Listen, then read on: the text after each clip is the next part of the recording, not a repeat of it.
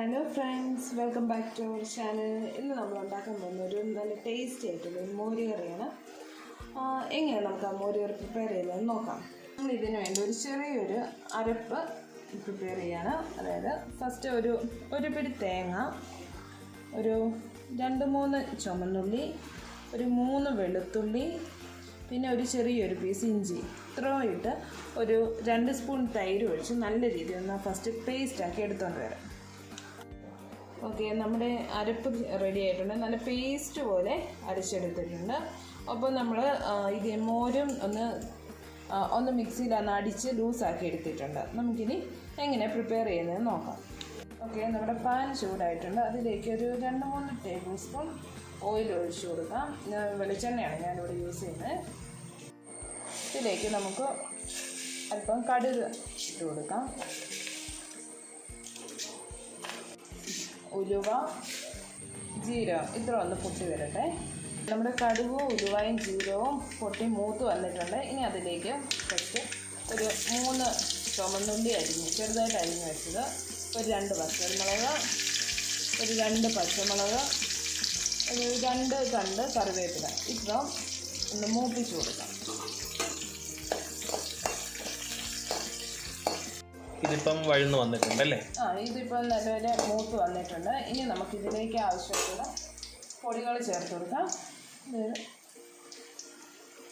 ഞാനൊരു 1/2 ലിറ്റർ മോരാണ് തൈര് എടുത്തേക്കുന്നത്. അതിനാവശ്യമായിട്ടുള്ള മഞ്ഞൾപ്പൊടിയും പിന്നെ ഒരു നുള്ളു, ഒത്തിരി ഒന്നും വേണ്ട, ഒരു ചെറിയൊരു ഇത് കാശ്മീരി ചില്ലിയാണ്. ഒരു കളറിന് വേണ്ടി ഒരു ഇച്ചിരി കാശ്മീരി ചില്ലി, ഒരു 1/4 ടീസ്പൂൺ കാശ്മീരി ചില്ലിയും കൂടി ചേർത്ത് കൊടുത്തിട്ടുണ്ട്. ഇനി അതിൻ്റെ ആ പച്ചച്ചുവയൊക്കെ ഒന്ന് മാറി നല്ല രീതിയിലൊന്ന് മൂത്ത് വരട്ടെ.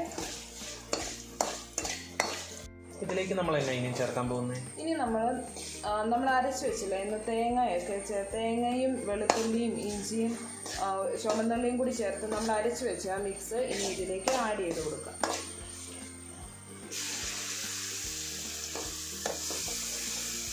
ഇത് ഒന്ന് നല്ല രീതിയിലൊന്ന് വറ്റി ആ പച്ചച്ചോളയെല്ലാം മാറി, തേങ്ങയുടെ ഒക്കെ ഒരു പച്ചച്ചോള മാറി ഒന്ന് എണ്ണ തെളിഞ്ഞ് വരുന്ന ആ ലെവലിലൊന്ന് നമുക്ക് വഴറ്റി കൊടുക്കാം.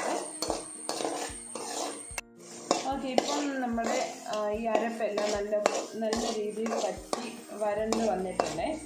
ആ പച്ചച്ചോളയെല്ലാം മാറി നല്ല രീതിയിലായിട്ടുണ്ട്. ഇനി നമുക്ക് നമ്മുടെ തൈര് നമ്മൾ നേരത്തെ അടിച്ചു വെച്ചേക്കുവാണ്. ആ തൈര് ഇതിലേക്ക് ആഡ് ചെയ്ത് കൊടുക്കാം.